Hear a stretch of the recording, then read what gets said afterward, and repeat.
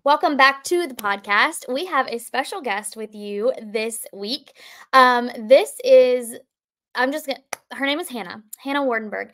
And I want to give you a little story about how we met. So we met by chance, honestly, Mhm. in November of 2023 at an in person conference. And we hit it off. We became friends. We stayed in touch. And I'm going to let her share what she did and what she does.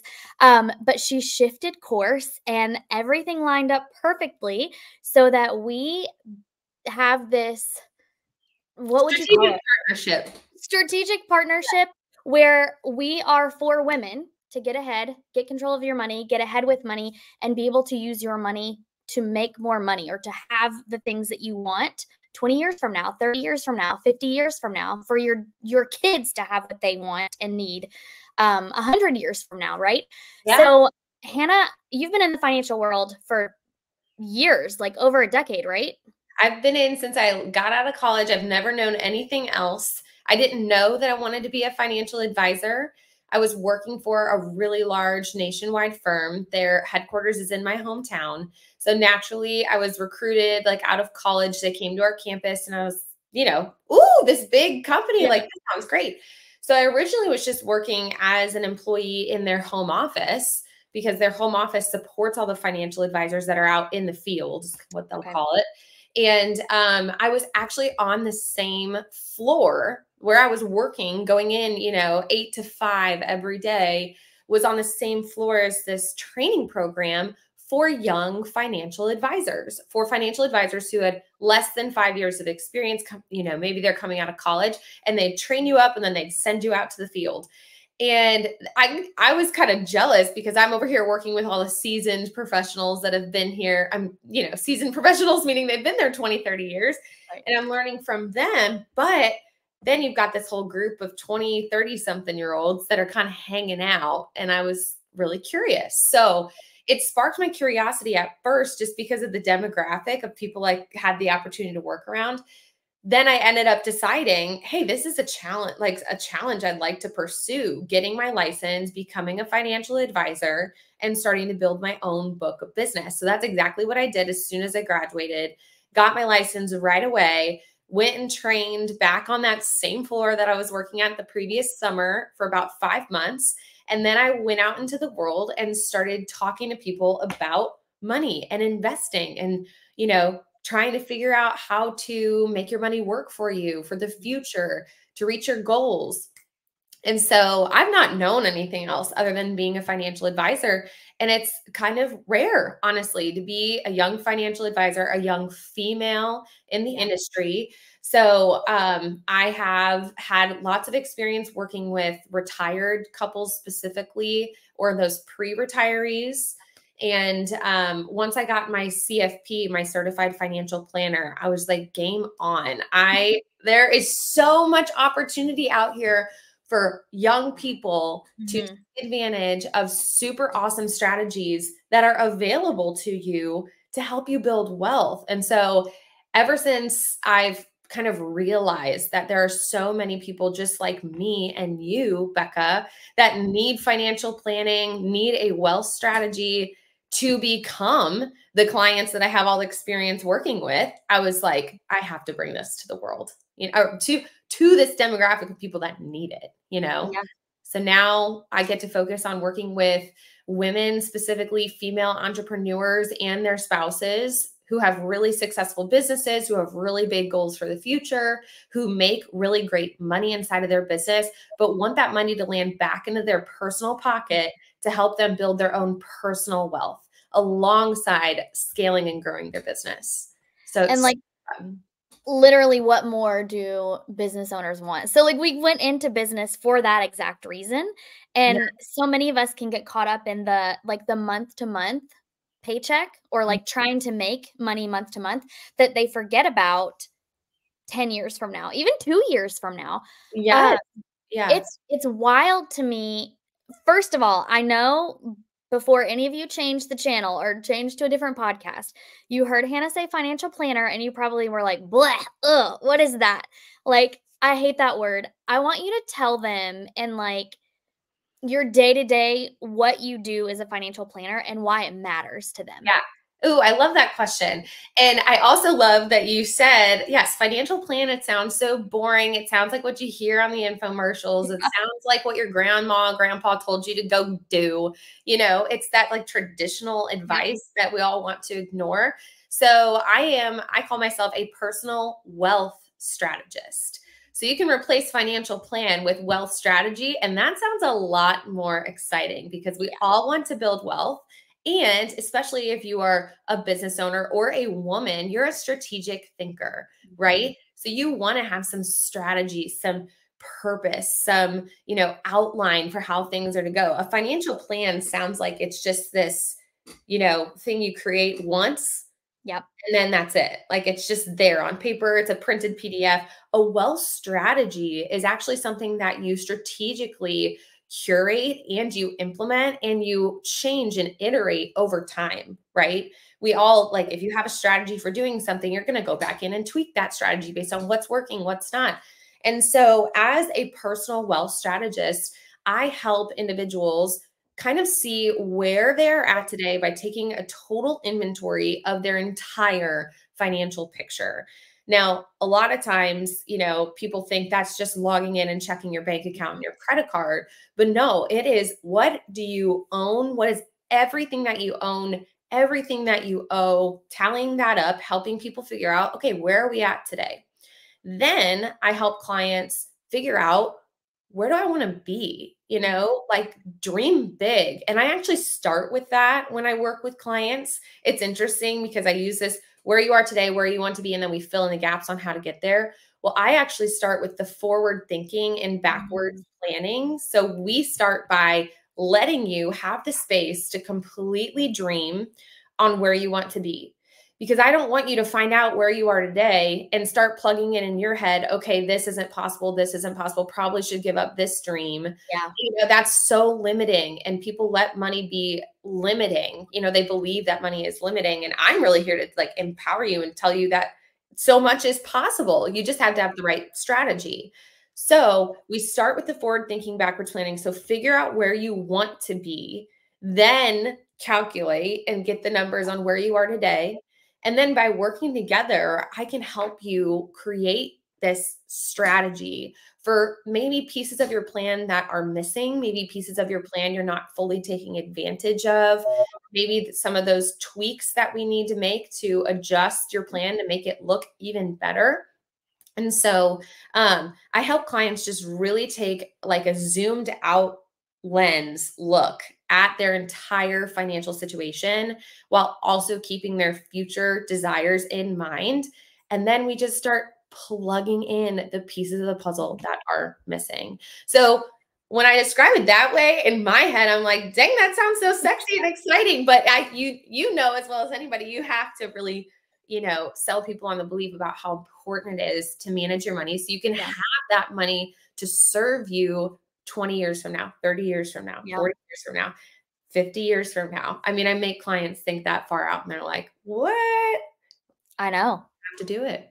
You have to do it. And the thing that I love about hearing that from you is those are literal words that we use all the time. Those are things that we say all the time. We need a bird's eye view of all of your numbers so that you have an actual picture of what's happening with your money, because as women and as the strategic people typically in the relationships in the household, we are always up here, right? We're always in our head. We're always thinking 4 or 5 steps ahead as it relates to the house, as it relates to your business, maybe as it relates to your kids, if you have dogs, all of those things.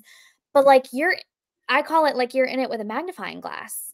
You have yet to pull yourself up to see the whole picture so that you have a better like understanding of what's actually happening. And I love, love, love the part about the assets and liabilities. So like, what do you owe and what do you no, what do you own and what do you owe?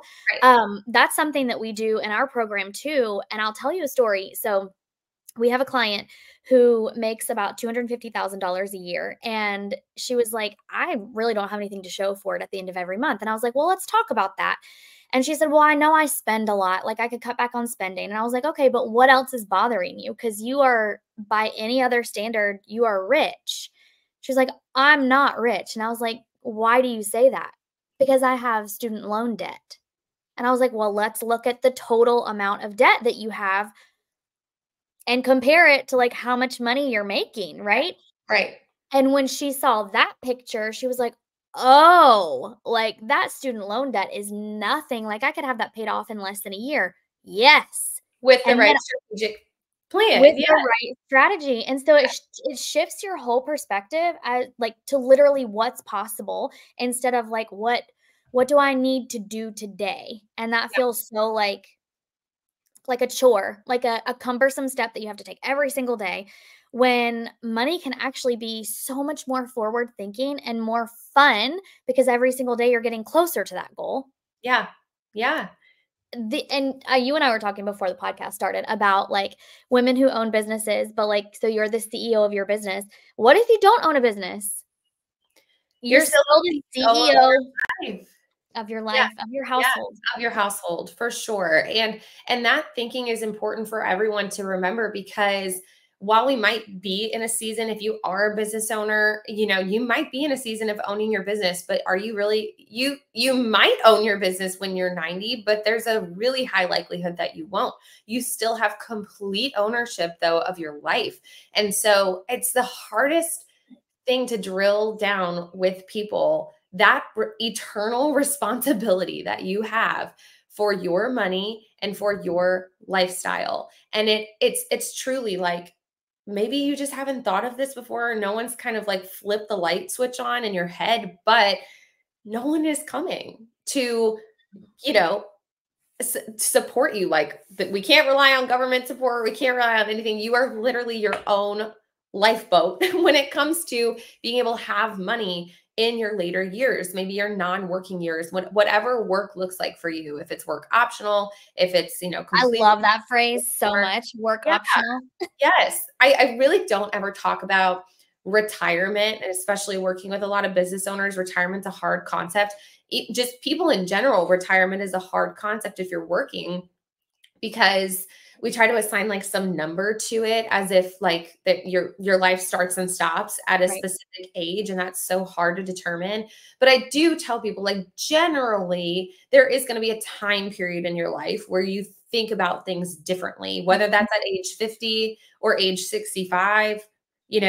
I don't know, maybe somewhere in that range. Maybe it's not until 70 or 80, I don't know. But the reality is, we've all gone through seasons, especially as women. A lot of us have gone through seasons where, like, just think through your seasons of like early teen years, late teen years, early adulthood, maybe now motherhood or being a wife, or Mhm. wherever you're at.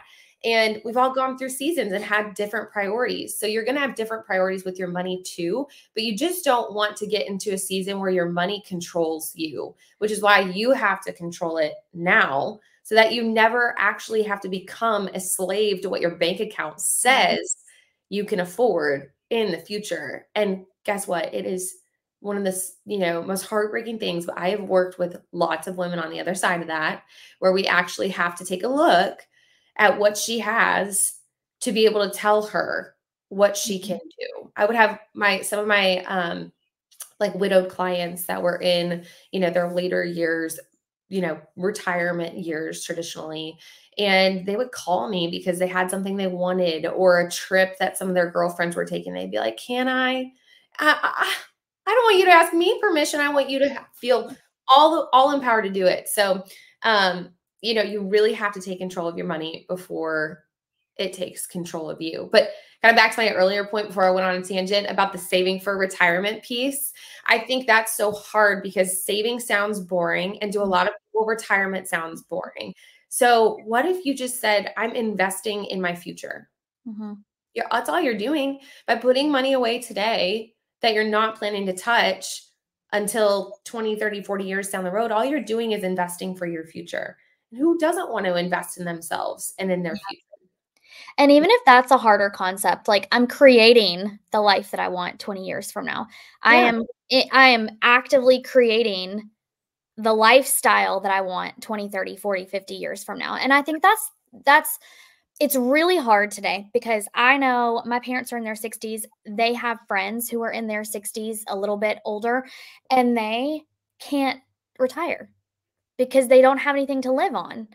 And it just it's so sad to me Yeah. because excuse me, maybe they didn't make a lot of money and maybe things felt tight all the time and they didn't feel like they could invest. Maybe they didn't have anyone that told them that they could invest and then it didn't have to look like $1,000 a month. And I don't want our generation of women especially to ever feel that way. So Yeah. in order for you to not feel that way, it starts today taking care of your money, paying attention to your money, making decisions with your money that are very like they're based on the data, not on your feelings. So we talk about this a lot, and Hannah and I have talked about this before, but like your emotions driving your money decisions is not what we want. Where we want your emotion is attached to that goal. So like, how do you want to feel 50 years from now when you know you have money in the bank to go on that girls trip? When you know you have money in the bank to help your kid buy their first home? And like, you're not going to have to worry about, oh, well, I have enough left. What is that feeling? Do you want that feeling? Do you want something even bigger than that? That's where we want your emotion. And the only way to get that is to start with your money today. And the thing that I love most about our partnership specifically is Marley and I help you get ahead with your money. So we help you figure out how much money you have left at the end of the month to invest with, how much money you have at the beginning of the month to invest with. So this might confuse you. I usually like visuals, but I can't think of a visual right now. But let's say you get $1,000 a month and you spend all of it, and you're at the end of the month and you're thinking, dang, I should have saved some of that. I keep wanting to invest. I'll try again next month. That's something that you do as soon as your money comes, or Yeah. you plan for it before your money comes so that you don't have to think about it. It's automatic. So, Marley and I help you with that piece. How much money do you want to be able to save? How much money do you have to be able to save to invest? And then you get to go to Hannah, where she says, okay, here's how much you have to invest. Here is your goal that you say you want. How are we going to get there? Do you Yeah. need more than that? Do you not even need that much money? Like, I think that people would be surprised at how little it can take to get to where you want to go. I love showing people just the principle of how compounding works and not to get so technical and financially term stuff because I know how annoying that is and it's a big barrier for people. But truly, like when you have money and it's invested over time, the money that it's earning, that interest is also starting to earn interest. And like you just start getting this rung up the ladder, and that's how compounding works. So I tell my clients, like, it is time in the market when you're investing that really is going to help you build Mhm. wealth. Time in the market. It's crazy to see, like, sometimes we take a look at clients' plans to help them figure out, like, in order to reach this goal by this date with this amount of money, is this possible? And even delaying something like 6 more months, 12 more months, 2 more years, it's like, whoa, because you have this bigger number that then just gets to compound on itself. And so it's really time. The amount of time that you have is so much more important. Time is your biggest and greatest asset Mhm. over money, right? So the secret to getting ahead is really getting started. And that's what Becca and Marley help you do, is finally say, I'm going all in. I'm going to figure this out. I'm not putting it off any longer. It's on the to-do list. And guess what? It's also getting checked off the to-do list. And then as soon as you have that, then you can take that next step. And really, the longer that you wait to take that next step, the harder it is to catch up, because you truly can't buy more time, Yeah. you know? So it's Yeah. super. And as mom specifically, I always think about like, what am I modeling for my kids as it relates to money? Like, how am I teaching them about money? Like the way that I talk about money and think about money and feel about money, how is that transferring to them? Because I know how when the way my parents spoke about money and dealt with money and handled money, that transferred to me. And there were a few patterns that I really needed to break, but it took a long time to like untangle those, like, well, that's not how it has to be, right? Um, one of the things, if this gives anybody hope, I hope it does. But my parents did not start investing and like getting serious about their future until they were 30, I think 31 is what my mom said. Mhm. They had nothing. No retirement, no savings, no nothing at 31, and they're in their 60s now, and, like, they're set. Not only are they set, but my brother and I will be set Yeah. eventually, and so I want that kind of my mom was able to retire with, like, not ever thinking about it. My dad retired, like, 10 years ago and they've not worried about, like, they're still very careful with their money. We just are not spenders in our family. Um, so there's, like, a little bit of that, right? But the way that they are just, like, chilling in retirement is, like, I want that. Yeah. Like, if The they wanna go on a trip, they not say having to worry. yes. Yeah. Yeah, the not having to worry. And the piece that you mentioned earlier about the lifestyle, what kind of lifestyle do you want 20, 30, 40 years from now? And I think the most important question, like when you're asking that, some people are like, I don't know. Some people do want the fancy things and the elaborate trips and whatnot, but knowing what actually you want versus what the world says you should have when you retire, when you have made it, like it's super, super important because a lot of times with clients, they're like, if my life didn't change much today, like I love my life today. So if my lifestyle was like this for the rest of my life, I would be happy. Mhm. And people would be so shocked to figure, like to actually know how simple it can truly be to Right. get the right plan in place so that you are set up to live this lifestyle you love today every single day for the rest Yeah. of your life. But if you can start sprinkling on top some of those other really incredible wants that you have that are give you that absolute freedom, even better. And that is just the magic that getting your money working for you today is going to be able to afford you in the future. Yeah. What's really cool though about money, and I know you and I both feel this way, your plan that you make today evolves with you. Your life changes, your season of life changes, your kids grow up, you buy a new house, you move, like all of these, maybe you lose a job. Like these things happen every single day. And to know that your plan gets to evolve with you, it's not a black and white, do this or you don't have Right. this. Yeah. Your plan gets to change with you. If you're in a season where you need to pull back a bit, then Hannah is going to be able to look at those numbers and show you exactly what that means for you. And so when you have here's what I need today for my life today, how is that going to impact me 20 years from now? And you have an actual picture of what that looks like number wise, Yeah. that's freedom.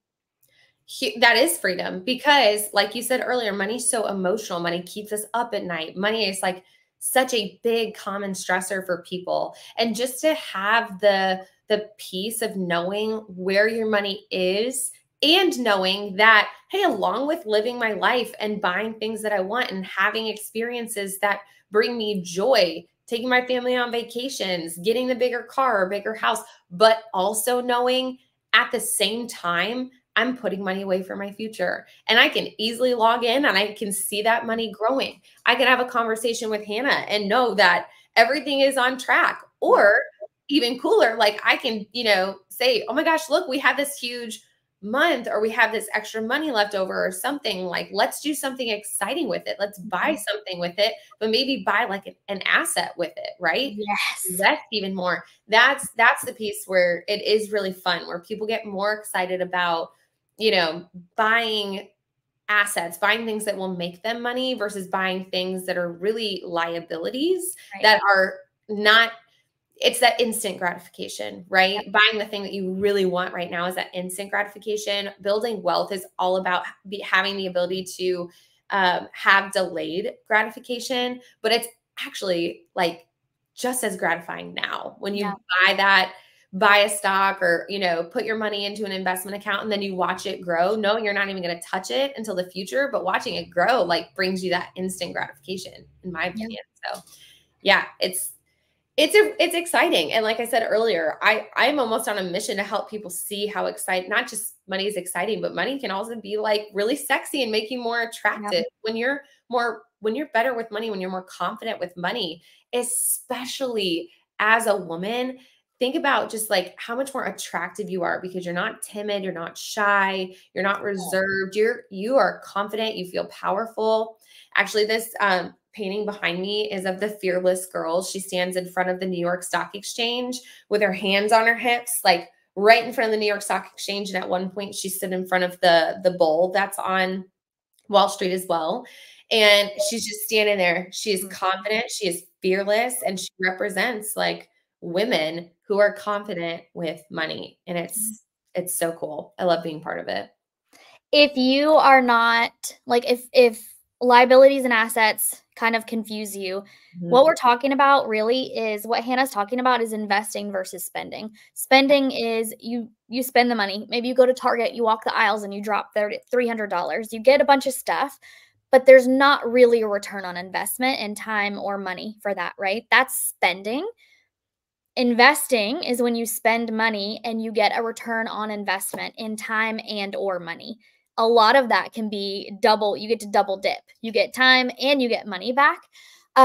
So if liabilities and assets are like, if I have extra money, should I buy a liability or an asset? Do you want to spend it or do you want to invest it? Do you Right. want to have a return on investment? That's Yeah. what we talk about a lot. And you guys, Hannah said something and I don't think she realized it. I want you to go back and listen to the episode that we did on sacrifice, because sacrifice is not a bad thing. Sacrifice literally means to choose something instead of what you used to choose. And it can be temporary. So if you can think of like delaying buying a new car, if you really don't need one and you just keep seeing the commercials and you just like have to have it, can you delay that a bit and use that money and grow some money for yourself? And then like in our house, we have a sleep on it policy because I love to save money. And then I'm a very, very impulse spender when like I have some, I don't know, not money saved up because never like wipe out my account, but I am an impulse spender. And Mhm. so I have to put boundaries in place for myself. We have a sleep on it rule. And typically the next morning, I'm like, I don't even remember why I wanted that so bad. Like, Yeah. what? That's not going to change my life. And I don't care about it. And I'll empty my Amazon cart. Yes. But even something as simple as that, if you're spending $100 a month on stuff that you don't even know where it is in your house, you don't even know if you use it, like you've probably thrown it away or given it away, that $100 a month could make a ginormous difference in your life if you're using it to invest, if Yeah. you're buying investments with that. Yeah. Yeah. Something that I find a lot when I'm working with clients and going through our wealth strategy day process, because we try to tackle this in a collapsed amount of time so you can get really the biggest bang for your buck. Because like I said, time is your greatest asset. So when we're going through a wealth strategy day process and I'm working with clients who, make a lot, but also tend to spend a lot, kind of, you find that too, they're like, I don't have anything left over at the end of the month. Well, as we just start to look at it for what it is, they're like, I don't need to spend that much in that category. I think we like, do we even know like why we have that going out the door? And so it's just bringing some conscious awareness to your spending. And then when I step in, I'm like, hey, you guys, like, I'm not telling you to sacrifice your life down to the point where your life no longer feels fun. That is not what I want. To be honest, I don't want you to change your lifestyle one bit today. It's now just maybe becoming conscious of some of the extra things you weren't even aware. We're still going out the door. Do we really use this? Do we really need this? And I think that's important for everybody to do. And that doesn't mean that you're sacrificing your life or you're like downsizing your house and selling your car and taking your kids out of sports. No, no, no, no, no, no, no. Mm-mm. No, no, no. That is the part that makes life fun. And that is the part of life that like you should enjoy because you make the money that you can to enjoy those things. So bringing some conscious awareness to your spending and then, getting the plan in place to where just like paying your bills, just like having a roof over your head, investing for your future is just as important. So like you mentioned earlier, it goes right out the door with the rest of the bills. It's like a bill you're paying to your future self, and it goes right out the door with it. And You'll then, never miss it. I can promise you that. yeah. And then whatever else is left over, like buy, Mhm. what you want. Buy the nugget ice maker. Like I will never tell people not to buy the things that they want, because if they took one look around my house, like they'd see, oh, she likes nice things or she buys something she wants to. Absolutely, because life is meant to be enjoyed. Yeah. But when you bring that conscious awareness to it, and you'd realize like there are certain things that I could sacrifice today simply because they don't bring a lot of meaning to my life. And I could have so much more meaning and so much more purpose and do the things I really want to do in the future by having this set up. But I'm definitely I'm definitely of the camp of don't wait to save or invest what's left. Make a plan for how much you need to save or invest to hit your future goals, and then spend whatever else is left in whatever way feels like in alignment with you. And then one other point I want to hit on here is there's a huge difference between saving and investing. And I talked about that a little bit earlier. With saving for retirement not being so fun, investing for your future sounds a lot more fun, but also logistically, saving versus investing.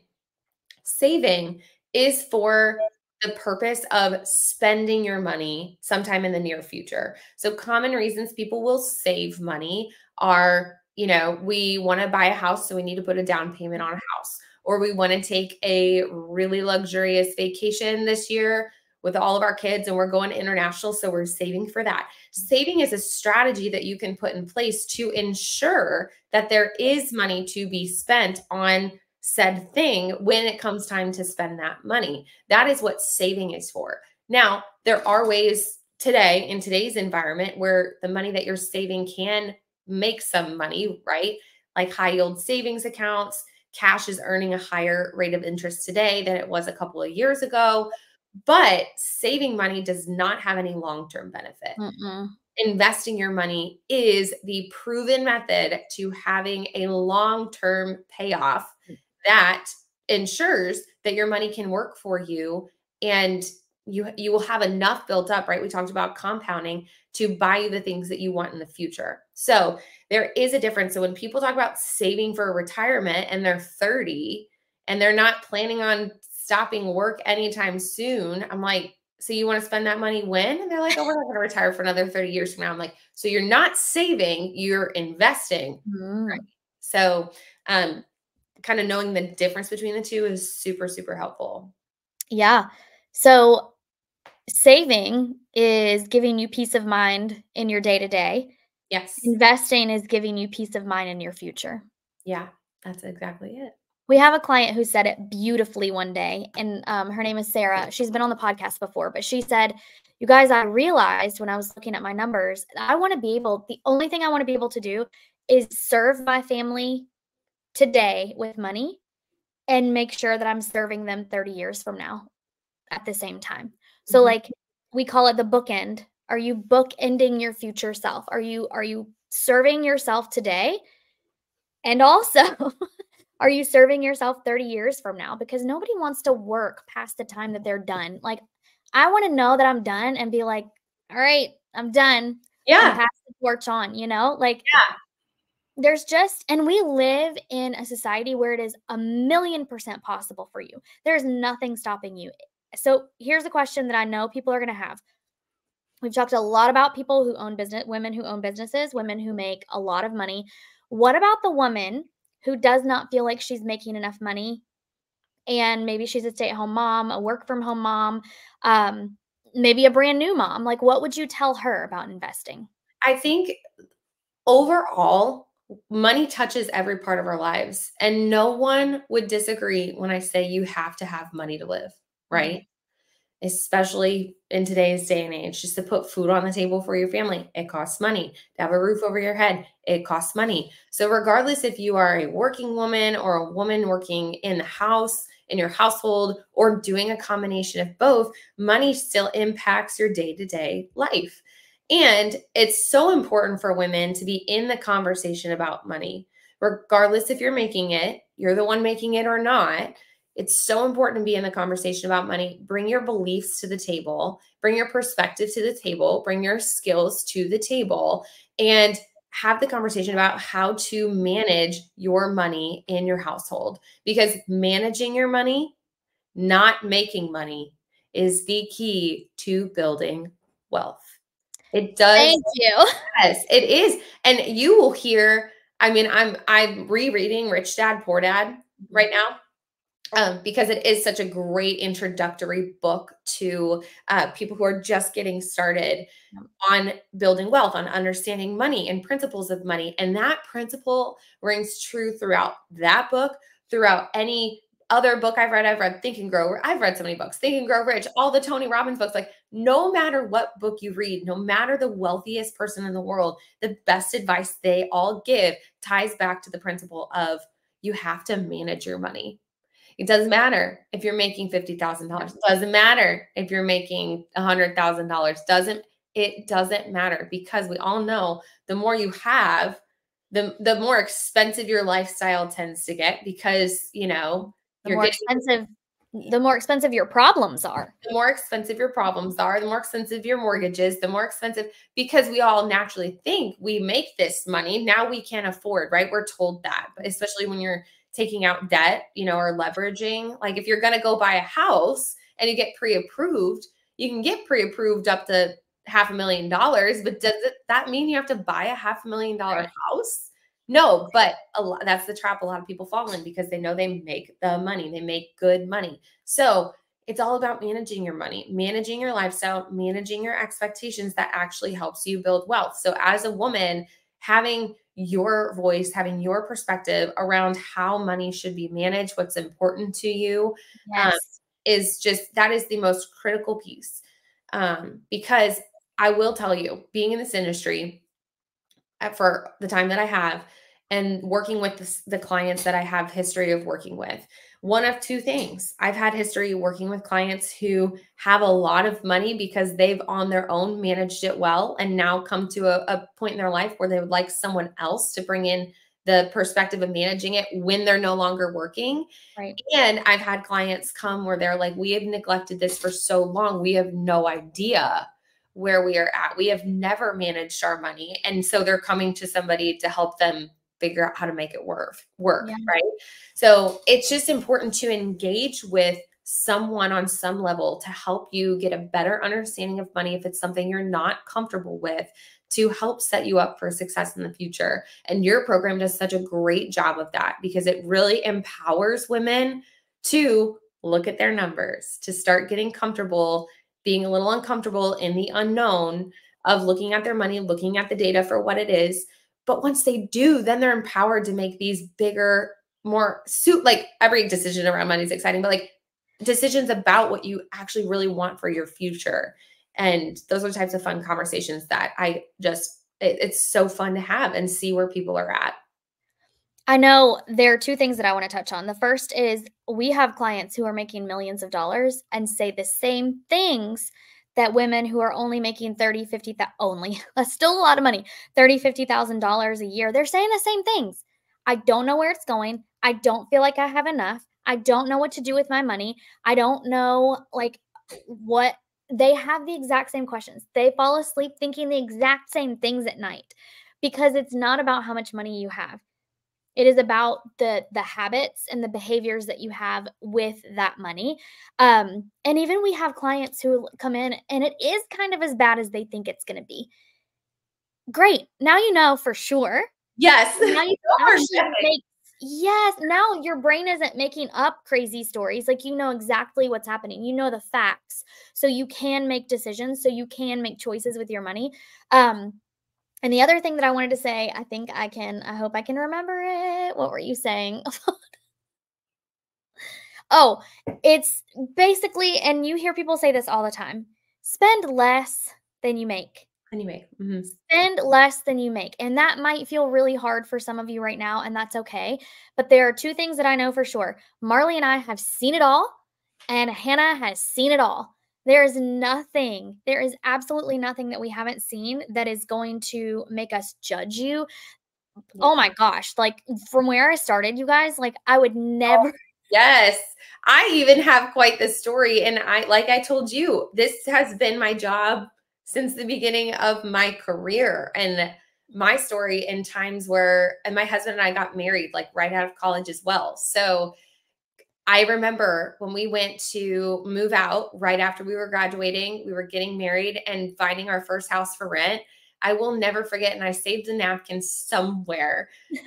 going to look at this house that I just was like, we have to live in this area because this is where I'm going to build my business and all of that. And on the back of a napkin in his truck with some pencil that was like breaking through the napkin, I wrote down what he made and what I made and what was left over, what the rent payment was going to be, and what we would have left over after that. And I was like, done deal. And it was the dumbest deal I've ever made in my life. But like we truly did start somewhere. Had I have had a better relationship with money, we could have made smarter decisions back then. But yeah, now like looking how far we've come and the way we're now able to talk about money and that was an emotional decision, right? I made a very impulsive emotional decision thinking that two newlyweds could live off of like $900 a month left over for everything that we had and wanted was really wishful thinking at the time. But now we're able to make such more logical, informed decisions and letting emotions drive our dreams,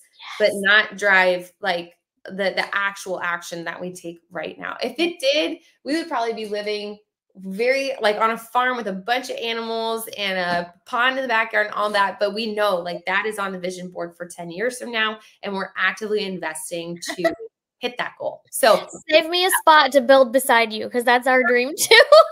absolutely. And so it's so important. Have your dreams concrete, have your dreams in mind, and then make your money decisions based off of the logistical data that will provide you with like the actual plan to implement so that you can have those things that you want in the future.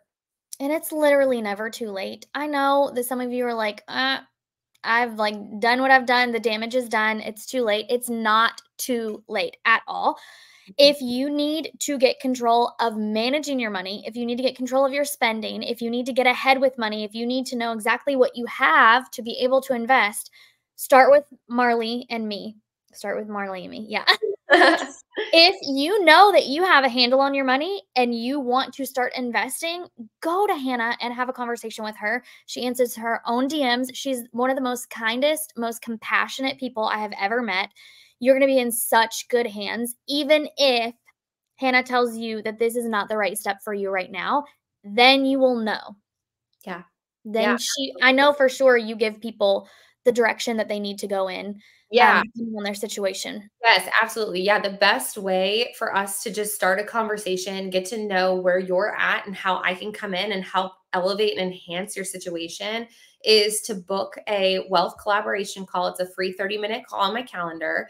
And while we're here in this podcast, probably talking to a lot of women, if you have yet to have engaged your spouse, if you're married or your partner, someone you share finances with, in the conversation and you're really starting to think seriously about what you want for your future, this is a really great place for us as a trio to collaborate because like I said, it's a collaboration call. We can start talking about kind of where you're at today, where you want to be and how to get there and figure out what is the next best step for you. So, and it might be really going and jumping in and getting the process started because time is your greatest asset.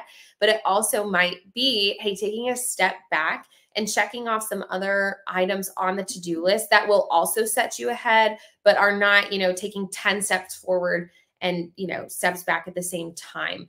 Really, my goal is to give you some super like easy to implement action items when we get off that call to really prepare you to be ready to start on your wealth building journey. And that's the fun we get to have together when we start talking through your investing strategy and, how to get to your big goals you have for 10, 20, 30, 50 years from now.